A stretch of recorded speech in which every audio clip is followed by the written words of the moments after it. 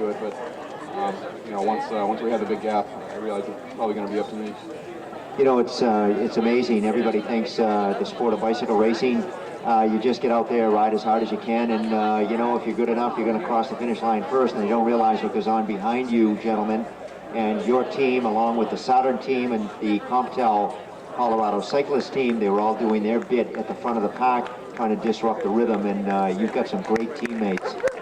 Yeah, I mean, that's one of the things I really like about stage racing. It seems like there's something for everyone. You've got sprint competition, KOM, team, individual stages, so it's not, you know, it's just not one team out there dominating everything. There's a lot of different races going on within the race, so it makes it interesting.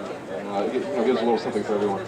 Well, I tell you, when you came through the town, we noticed that the three very, very strong teams were up front, and all of a sudden, U.S. Postal, they weren't represented in the break.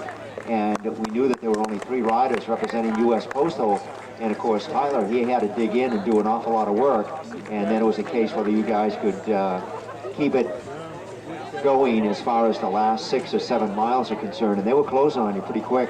Yeah, they were, and I think we all kind of expected that to happen. That's why we tried to, you know, open it up to a 2 or 3 minute lead, at least having a good buffer. You know, having been out there for 80, 90 miles, I knew we weren't going to go up the last hill as fast as they were.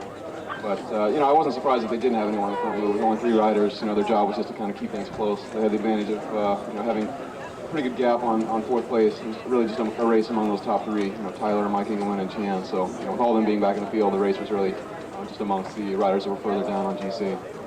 Well, I'm glad that you finally got a podium, and it worked out real well. That I was hoping that you were going to pull off a win, but, you know, not to be. But you can't say you didn't try, because you gave it everything you had. And you put in a great stage race up here at Killington. It seems to be one of your favorites. You seem to like to come back here every year. Yeah, this is the 7th year in a row I've been here, and I lost count of how many times I've been on the podium, so I always seem to ride pretty well here. And it just turned out with Mike Engelman, I had a little better legs this year, and he's you know, he's going to end up 2nd or 3rd overall. And, you know, I have no problem supporting him. So you know, I've had a really good year so far. It's been pretty balanced throughout the whole season. You know, and this is actually my last official road race of the season, so it's a nice way to go out and be up here on the podium. Well, I tell you, you got a class act out there. Some real, real good riders supporting you, and many, many thanks for talking with us.